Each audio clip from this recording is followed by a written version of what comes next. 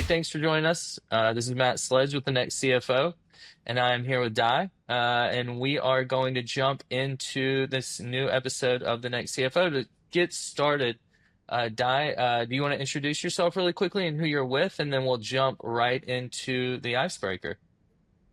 Absolutely. So I am currently the Chief Financial Officer of Mission Square Retirement. We're based in DC, a nationwide investment advisory and record keeping company. As of this week, we have total assets under management administration of $82 billion. We serve 1.2 million customer and close to 1.9 million participant accounts. We take pride of the fact we only serve the public sector, ensure they have a graceful retirement, and I really love my job. Prior to that, I spent good 24 years working in the financial service industry for the Fortune 100 companies in both private and public sector. That's awesome. Awesome. Well, we'll jump into that a little bit more in Yep. here in just a second, but let's start off with some rapid fire questions just to get to know you a little bit better, Dai. All right. Yep. So this will be a quick question response. So the first question I have, what's your favorite hobby? Well, I have quite a few, but first thing top of mind is traveling. I Okay. started traveling internationally in my 20s, and it has become a passion and never stopped. The more I go, the more I realize I haven't seen. So as of today, I've been to 80 countries, and at the end of the Wow. year, I will be hitting 82 countries. I feel traveling is the best way of learning and understanding and be truly inclusive of That- various cultural and various mindset. That's awesome. That's beautiful. To follow that up, in the past maybe 2 or 3 years, what was your favorite place you visited? Okay, so I have a favorite for each continent. Maybe Okay. start with Africa. Sure. I love Yeah. Morocco. Okay. For Asia, there's this unknown, I shouldn't say unknown, less known country, Sri Lanka is my Hmm. favorite. Beautiful, Okay. unspoiled nature. And in Europe, I've been to France over 20 times, different Yeah. occasions, a different part of the country. I can't get enough of that country. Yeah. I love France. France is wonderful. And I can't help but ask this question. I saw you multiple Mhm, days. We met at a leadership conference in Dallas, and you mhm. came every day just very sharp from a fashion and put together standpoint. And I really think it portrays how you carry yourself. And our producer Josiah knows the same thing. I have to ask, do you have a favorite designer style? Anything you want to give me there? Uh, that's an even tougher question than favorite countries, because when it comes to fashion, I think the keen eye for style is more important than the actual brand. Sure. Sometimes I'm wearing a non-designer sneakers, but coupled with something truly statement making. For example, this pair of glasses. I find They're it's all great. about the style that truly can represent who you are and really convey that authentic self. Yeah, And that one makes it special. It's not really about the brand. I've seen that's people awesome. load themselves with all kind of brand and don't appreciate that much.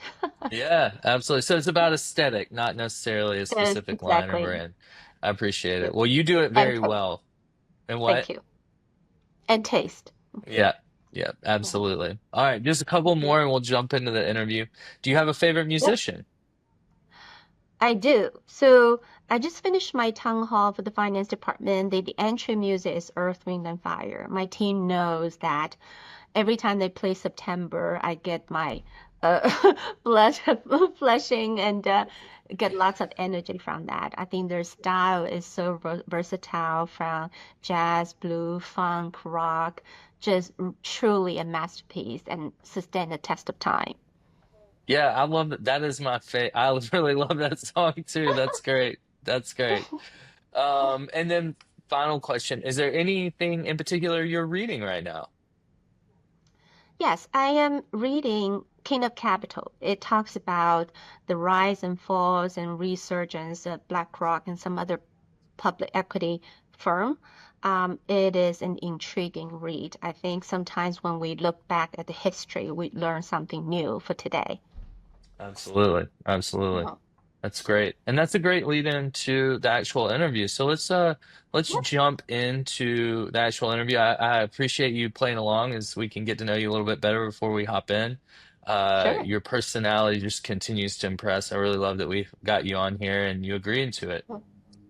Mm, yep. So without further ado, your career really is impressive based off of what you already told us and what I know about you. Holding key roles from CFO to Chief of Finance in major institutions like AXA, Prudential, and Citi. What Mhm. initially sparked your interest in finance, and how's that passion evolved over the years? Uh, Thanks for that question. I Yeah. actually started as a classic literature major. Oh, Wasn't thinking about finance. My aspiration at the time was to become a librarian or historian. And of course, I had a pivotal moment. My third year of college, I spent a summer with my uncle and auntie, who at the time was leading a major um, infrastructure project. They worked for the local bank and they were financing the infrastructure project. And I learned firsthand that how can financial service industry play a pivotal role in socioeconomic development. And after that summer, I told them I wanted to switch to finance and consciously make that switch. So by the time I graduated undergrad, I planned to come to the United States for my master's degree, which I did, and which really paved the way for my career in the financial service industry. that's awesome.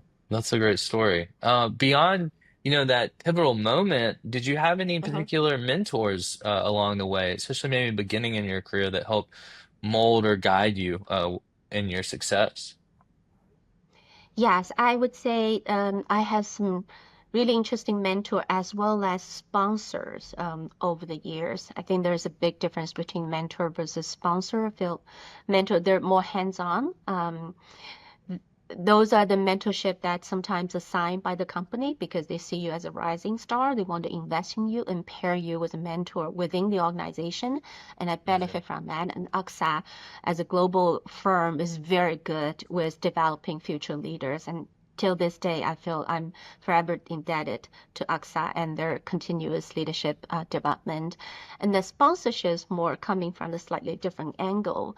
I have in my career, again, I'm very thankful for a few executives who putting their own political capital and really voucher for me. They see something in me that I didn't see myself at the time.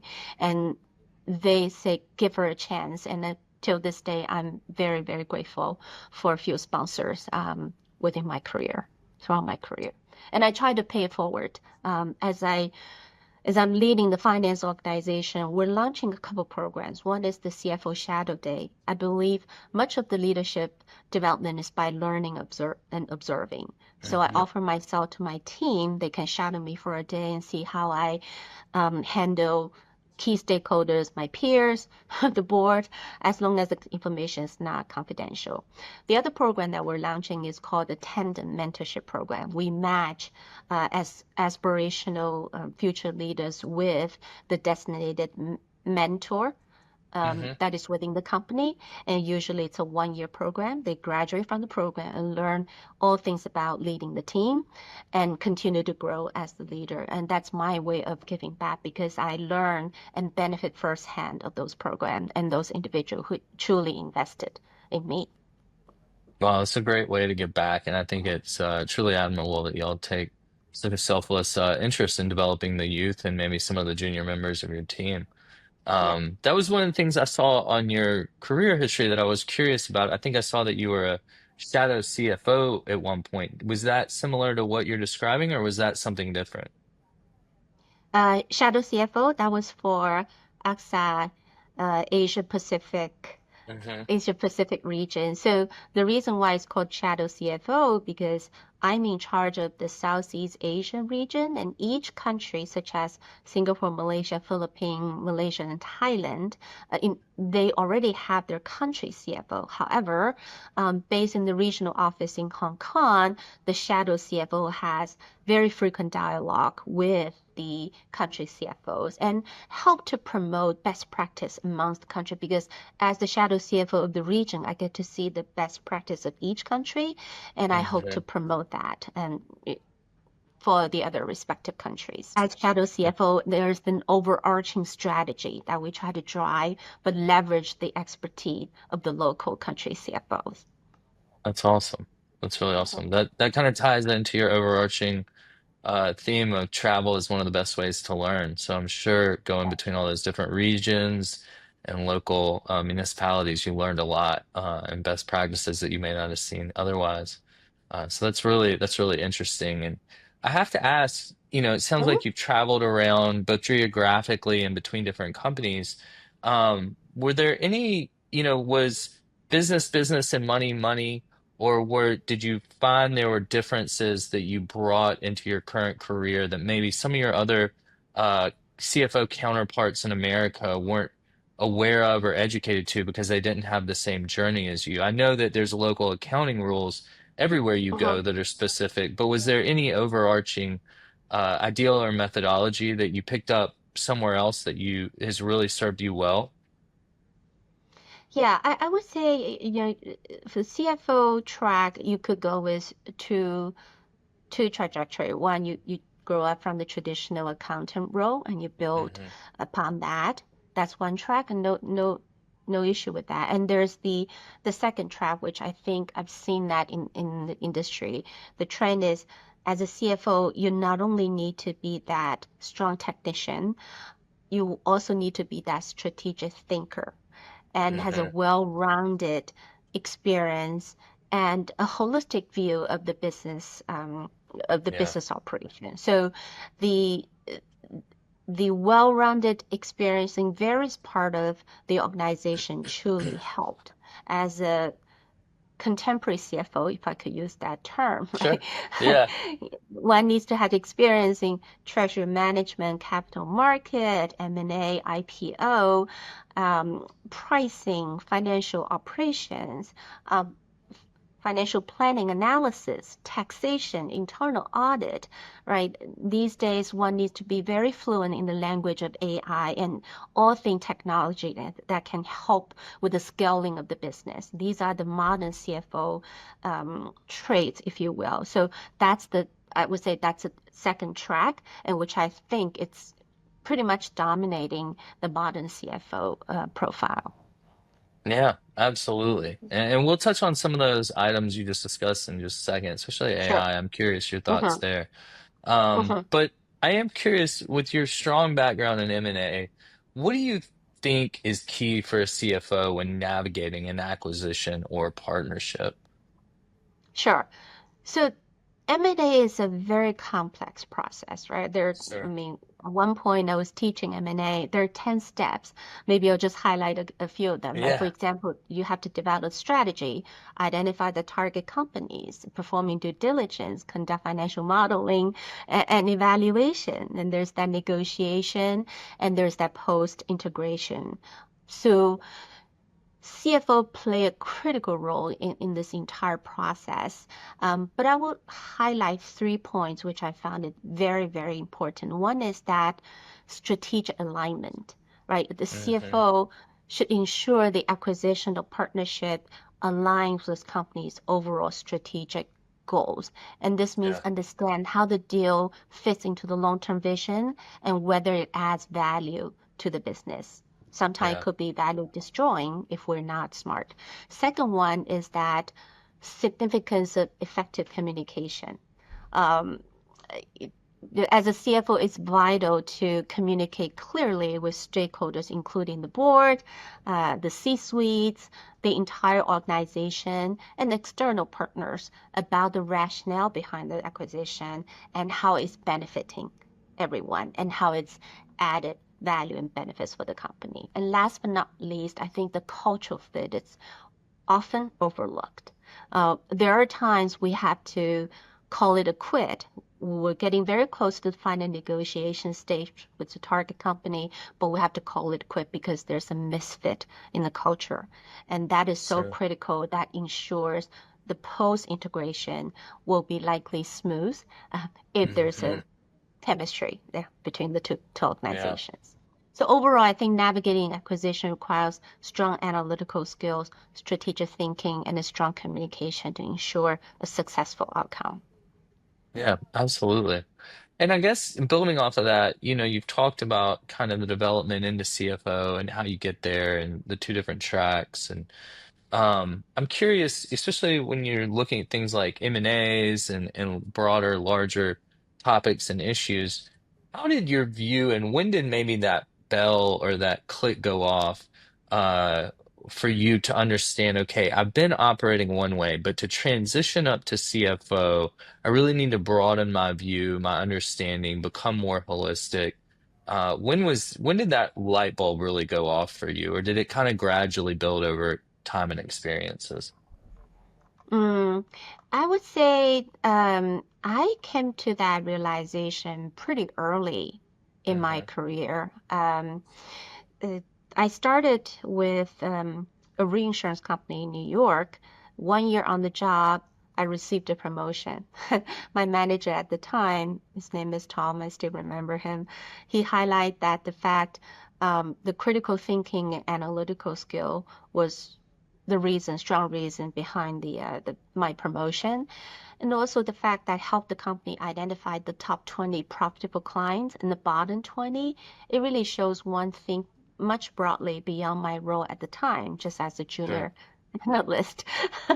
That's Yeah. also when I realized, actually, you know what? I might have a chance of making it in this highly competitive industry, Yeah. because I never pigeonhole myself into what my roles is defining, because I'm always thinking a little bit broader of what else there, what else can we do. Yeah.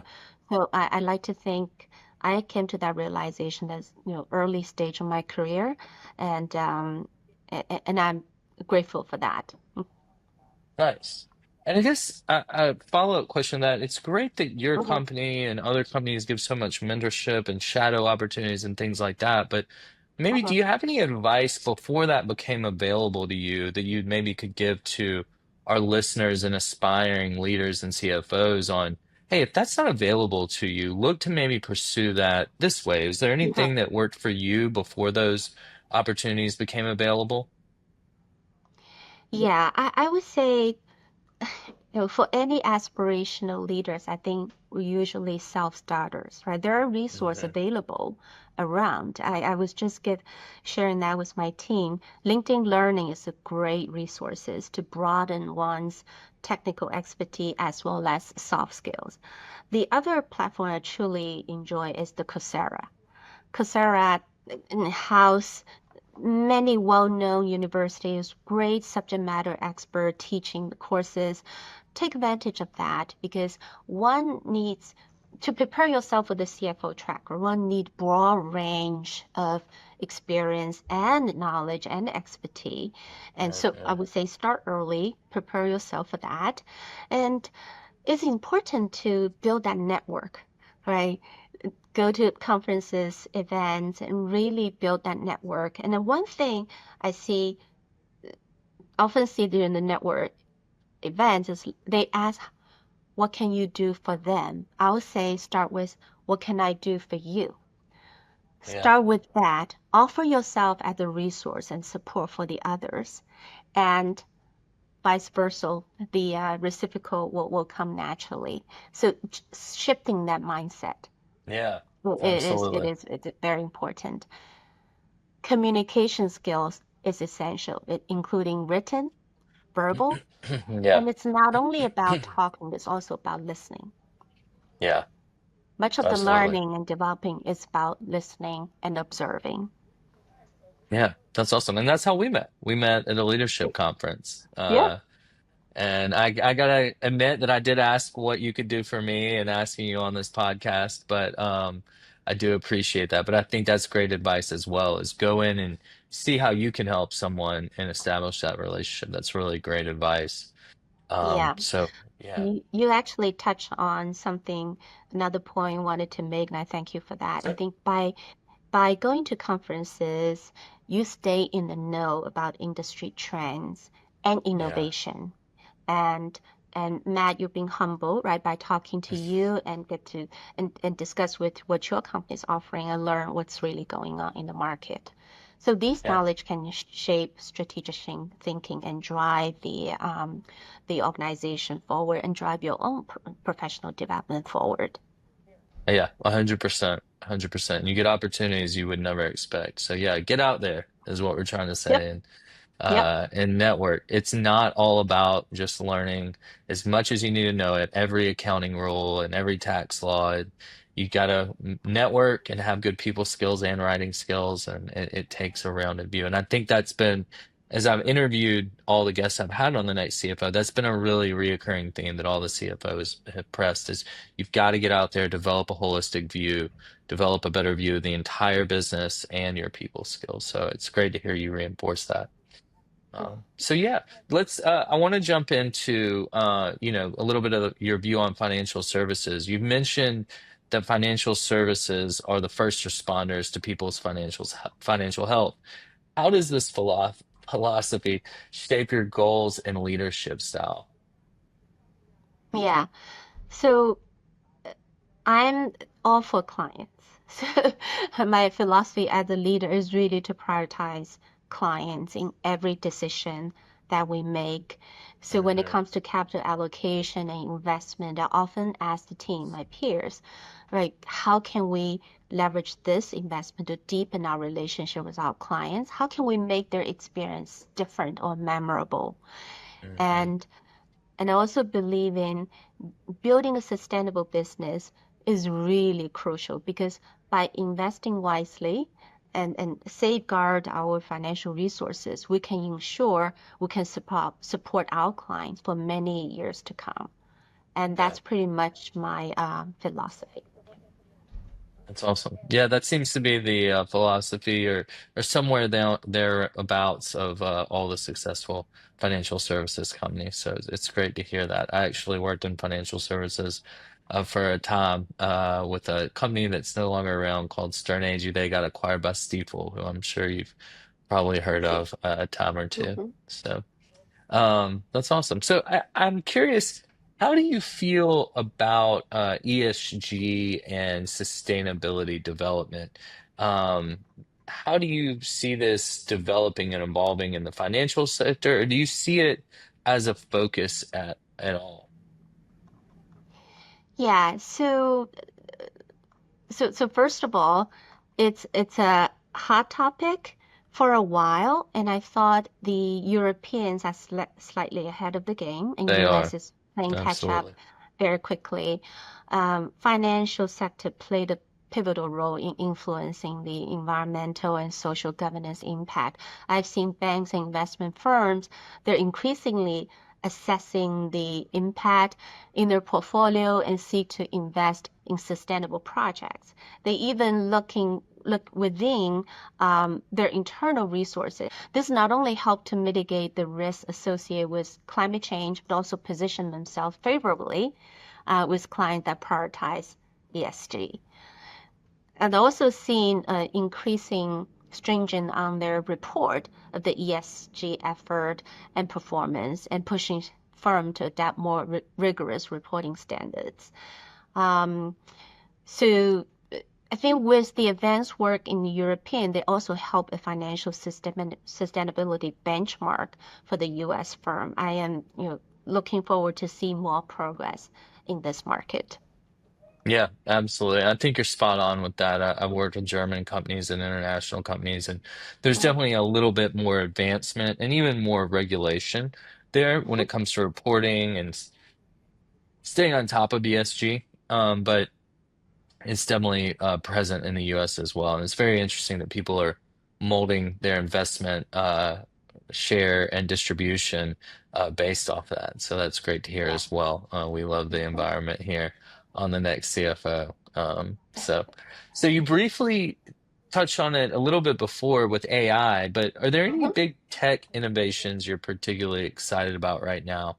And if so, how do you see them shaping Mission Square in the finance department or even outside of the finance department? Yeah, I'm going to talk generally about Sure. the financial services. Definitely excited about the AI and the different generation of AI, right? We Hmm. talk about AI, AGI, and very excited about this capability in improving productivity through enhanced data analytics, streamline the certain processes, and increase efficiency. We even hearing auditing firms start to leverage AI tool to become more efficient in their Yeah. dealing with their clients. For finance function, I have seen AI automate the repetitive tasks such as data entry, reducing errors, freeing up time for more strategic activities. I also AI being used to analyze compensation data, which often is an Yeah. onerous task, and AI can certainly streamline that significantly for the organization.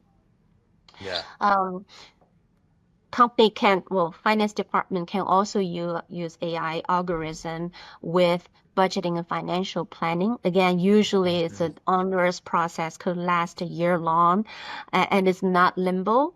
And we're all about agile budgeting. I see AI can support companies' financial department in that front, as well as the cash flow forecasting as well. Perhaps Yeah. AI can do a better job than human. Yeah, absolutely. I think you need to keep human in the loop. And there's companies like Planful that are integrating this into things like budgeting and planning more and more. So it's going to be very interesting to see, and I think it's very ripe to be leveraged in a lot of different areas. Do you have any advice to maybe the other CFOs or other leaders out there on maybe what your approach is to it? Is it, maybe look at taking on small chunks or evaluate larger areas? How do you feel about maybe the best way to approach it and how you're thinking of approaching it? So in general, I'm all about test, right? Test it, see if Hmm. it works, and then implement. So I would advise CFOs take small chunk, see it works, and then replicate from there. It could launch a pilot in a particular department using a specific tool, Yeah, test and prove, and then it could expand from there. yeah, But I would say if you absolutely. want to do it quick because the landscape continue to change, right? The tool you're Sure. thinking yesterday may not be the tool that you're going to implement tomorrow. So say act fast, be decisive. Yeah, absolutely. It sounds like you feel probably the same way I do, that you're not going to be able to get away with just sticking your head in the sand and hoping the AI trend is gone when you look up. It's definitely integrating itself and becoming a part of everyday business. Would you agree? Absolutely. Yeah, like Yeah. it or not, it will become part of the daily operation. Yes. Yeah, Like it so or hate it. yeah, absolutely. So get on top of it. Better Yep, better now than exactly. never. That's awesome. Well, I also see on your profile and some of the other things you post that you're open to board work and I think you've worked on some boards. Can you talk a little bit about how you got involved with that and maybe the value you see in it? And maybe some advice to other leaders out there on how to look to get involved in that. Yeah. So first of all, um, I get tap on the shoulders on the board work. I think as CFO, the skills in this particular area is highly valued by both Hmm. public company and the private sector. So, but I've been very selective in terms of the board that I serve because I want to make sure they by serving the board, I'm also serving the community that I'm in. It's important. Secondly, it's about giving back, right? Many years of working experience in the financial service industry. If I could help other company to avoid certain pitfall or mistakes, I'm here to serve. So that's a great way of giving back. Um, now, in terms of how to if you aspire to be on the board, I would say there are many ways to prepare yourself for that. One is observing your interaction with your own board. That's where you learn. right? Because you're on the other Hmm. side of the table, and take on courses. There are many board governance courses out there. NACD has fabulous course, and other companies such as Elise Group, they also have board boot camp. These are few days, very effective classes. It really equip yourself with the knowledge in terms of the board governance and everything a board member need to know, whether it's governance, whether it's a technical expertise, whether it's industry trend. Make sure you prepare yourself for that, and also think about your strength, right? If you if your strength is within technology, perhaps you want to be consciously seeking the board seat that is looking for technology expertise or compliance or M&A, right? Yeah, IPO. So work with your absolutely. strength, but broaden your skill sets and prepare yourself for that. Network is another great way of getting yourself out there known. Again, start with what can you do for the others, not what can you do for me? Sure. I always found that philosophy works a lot better and more organically. Yeah, absolutely. I think that's great advice for sure. And that's a valuable experience you've achieved. So kudos to you. Honestly, I keep on listening to your story and I wonder how you get it all done in a day. So I'm very impressed, Di. You accomplished a lot of great things. Thank So you. we know you're a very busy person. We really appreciate your time. But before we go, is there any Mhm. advice to maybe the CFOs? I have two final questions. To Mhm. CFOs that are aspiring to maybe move even further up into the CEO role. Have you seen other CFOs do that? Is there any advice or viewpoint that you would give them that you think they need to focus on? Yeah, so I have seen increasing trend for CFO to grow into the CEO role. Of course, there's other track, right? But Mhm. this is one of the trend that I've seen in the industry. I would say uh, that strategic mindset is so important because as Yeah, CEO, one need to set the vision for the business, and that deep knowledge of the industry is also important. So, so I would say prepare yourself for that. And lastly, I believe having the experience in the field, driving the sales is one of the pivotal role to be an effective CEO. So find opportunity for yourself to be in that position, even not for a decade, but for a season, just you understand what does that mean in the field driving sales. That's the fundamental of the business. And other things about constant improvement is there are executive program out there, right? Walton, Columbia, yeah, NYU, you name it, Ivy League school offer very effective executive continuous learning program. Um, and their program tailored for CEO or aspirational CEOs. I would say take one of those programs, invest in yourself, and prepare yourself for that next role as CEO. that's awesome. That's great advice. And on Mhm. the flip side of that, is there any Mhm. advice you would give aspiring CFOs? We've talked about being well-rounded, being more strategic. Is there Mhm. anything in particular that maybe we haven't talked about or that you just want to reinforce to our listeners out there that want to achieve or maybe get to where you are, and maybe in particular that are interested in the financial services industry? Yeah. Uh, Thanks for that question. We briefly touched on how to become a effective CFO, right? Let me just quickly recap and I'll add in a couple more Yeah, points that we take haven't your had a time. chance to cover. I would say aspirational CFO should focus on gaining the broad range of experiences across different functions, right? Within finance, Yeah, there's that FP&A, treasury, pricing, and really understand the strategic and operational side of the business is critical. Now, today's CFO also need to possess strategic foresight, which we touch on that, and agility, as the role is constantly evolving and the role is evolving beyond the traditional financial oversight. So as the CFO, you also need to be the chief future officer. You really need to be commanding that forward thinking mindset and optimism. yeah, um, we talk about developing strong leadership and communication skill. That is essential, as CFO must often convey complex financial concept and decision to non-financial stakeholders, including your own board. And Yeah. lastly, it is important to stay informed about industry trends and innovation, as this knowledge helps shape the strategic decision and driving the organization forward. Now, two more points I haven't mentioned is one is Yeah. Go ahead. it takes some bold risk. Um, I found the experience working overseas is tremendous valuable because it allowed you to see both the emerging market and the developed market. And you compare and contrast, and you could learn from both markets and make you a stronger leader and offer that worldly view. So while you're young and have the opportunity, take an international assignment, see the world, and see how things are done differently. I would say that.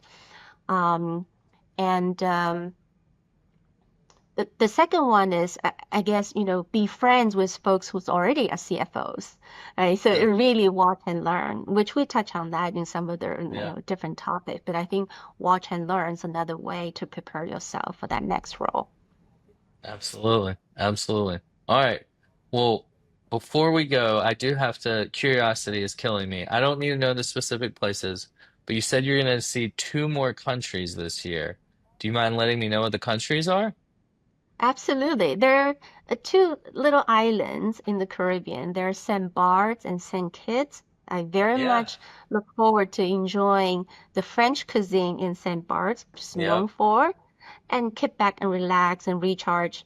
That's awesome. I'm sure you will have no problem with that there. So I hope you have a blast and Thank you. enjoy that area. The Caribbean is very beautiful, and St. Bart's is beautiful as well. So I hope you enjoy that. Great. And I just want to take the moment to really thank you for joining us today. I met you at a leadership conference just to reinforce to our listeners out there, like I said, get out Mhm. there, network, meet people, be outgoing, even if it's not in your nature. You'll be amazed who you meet and who you Yep. connect with. And I appreciate you taking the time and giving me the opportunity to interview you and join us today. So again, thanks for joining us. And until next time, this is the next CFO, and this is our episode with Di.